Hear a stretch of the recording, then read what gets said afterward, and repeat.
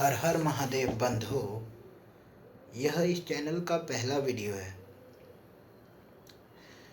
इस चैनल का उद्देश्य है भारतीय वैदिक दर्शन परंपरा को लॉजिकली समझना, उससे ज्ञान प्राप्त करना और उसे प्रैक्टिकल लाइफ से जोड़ने का प्रयास करना इस चैनल का उद्देश्य है।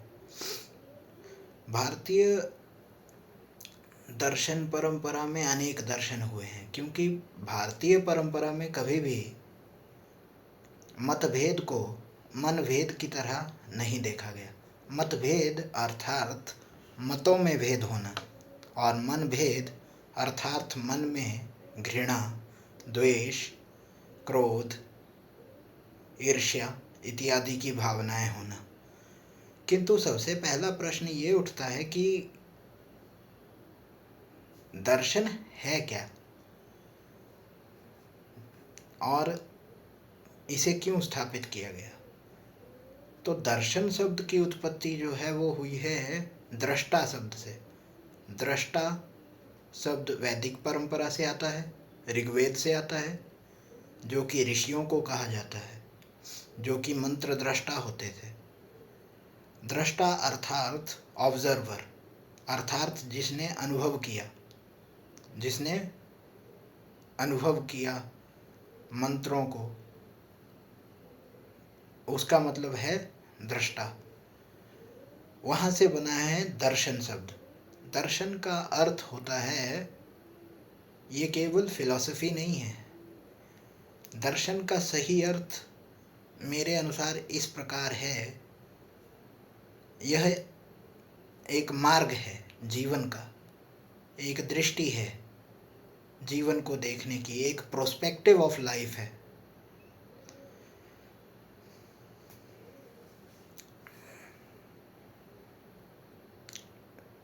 जिससे हम प्रकृति को समझने का प्रयास करते हैं, स्वयं को समझने का प्रयास करते हैं,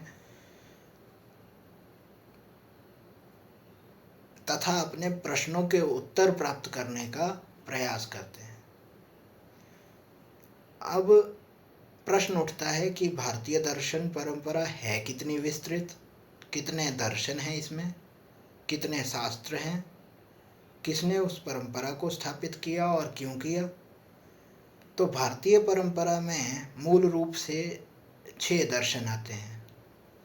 यदि आप वैदिक दर्शनों की बात करें तो 6 दर्शन आते हैं, जो कि इस प्रकार हैं। सांख्य दर्शन, जिसकी स्थापना महर्षि कपिल ने की थी। सांख्य सूत्र में, जिसको आगे चलकर हमने दूसरे नाम से भी जाना। उसके आगे आता है योग। योग सांख्य का ही व्यवहारिक स्वरूप है। फिर उसके आगे आता है वैशेषिका। फिर उसके आगे आता है मीमांसा। फिर मीमांसा 2 प्रकार की होती है, एक होती है पूर्व मीमांसा, एक होती है उत्तर मीमांसा। पूर्व मीमांसा, ये जो जितने रिचुअल आते हैं, जितने सूत्र आते हैं, ये उस परंपरा का हिस्सा होते हैं। और उत्तर मीमांसा है वेदांत परंपरा, जिसमें अद्वैत वेदांत, द्वैत वेदांत आते हैं।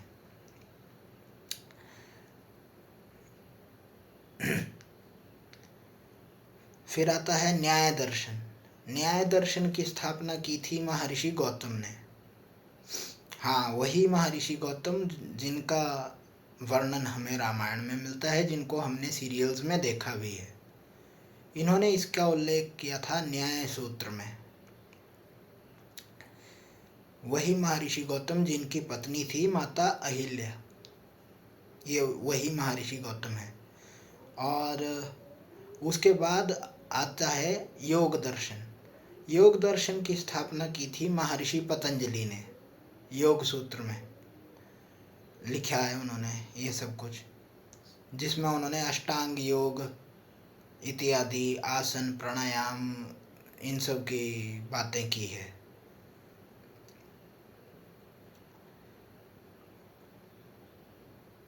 अब प्रश्न ये उठता है कि भारतीय परंपरा में इतने सारे दर्शन हैं क्यों? क्योंकि वेदों में स्पष्ट रूप से लिखा है, एकम सत विप्रह बहुधः वदन्ति, अर्थात सत्य एक ही है, किंतु बोलने वाले विद्वानों ने उसे अनेक रूपों में बोला, व्यक्त किया और समझा है। ऐसा नहीं है कि इनमें से कोई गलत है।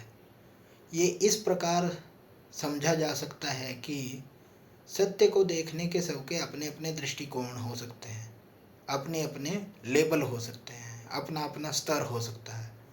तो जिसने सत्य को जिस स्तर पर समझा, उसने उस स्तर पर बोला भी।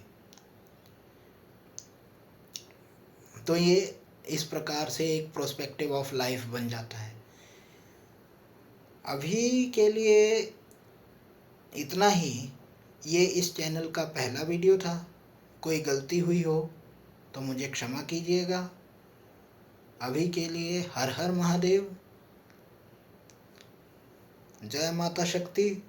सर्वे भवन्तु सुखिनः, सर्वे सन्तु निरामया, सर्वे भद्राणि पश्यन्तु, ना कश्चित् दुःख भाग् भवेत्।